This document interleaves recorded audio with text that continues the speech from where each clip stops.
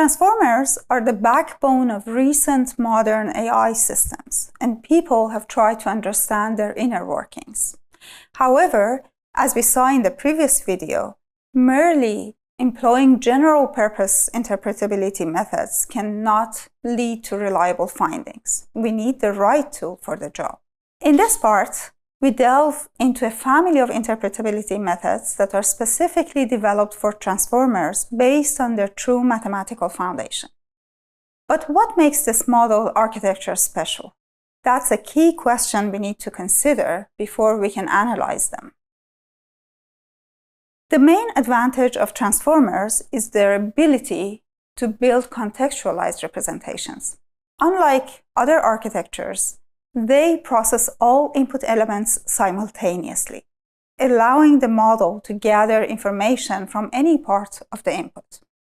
So, to understand how these models work, we need to track and quantify how input elements, for example, words in a text, frames in speech, or patches of pixels in an image, are mixed and processed by the model. Imagine we have a sentence such as, either you win the game or you lose the game. We want to know what happens inside of a language model if we mask the word lose and ask the model to fill in the blank. More specifically, we are looking for a matrix like this to tell us about all token-to-token interactions in each layer of the model to see how much each token in the sentence uses the information of other tokens to build its contextualized representation.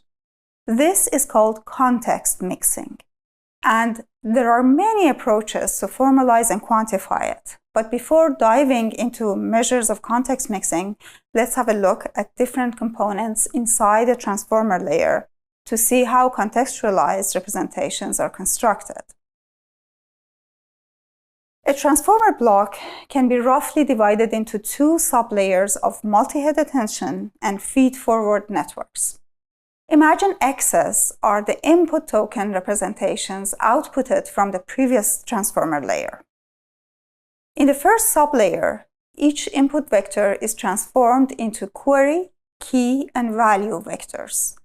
The context vector Z for each token is computed as a weighted sum over the value vectors, where the weights are self-attention weights computed based on the query and key vectors. Next, we concatenate all these context vectors because we have multi-head attentions, and then pass it to feed-forward networks in the second sublayers.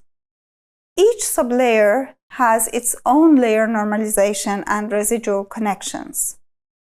Although self-attention weights in transformers are straightforward and it's tempting to treat them as a measure of context mixing, several studies have shown that they are not reliable for this purpose. When we look at the patterns of attention in pre-trained models, we see the model tends to attend to uninformative tokens more. For example, in models trained on text, punctuation marks such as periods and commas and special tokens like separator receive a lot of attention. Similarly, speech transformers may highly attend to silence in the audio, and vision transformers highly attend to pixels in the background for object detection. For example, here we can see high attention scores in the background, while we know that the model actually uses the features of the shark, as the model was able to predict the shark with high confidence.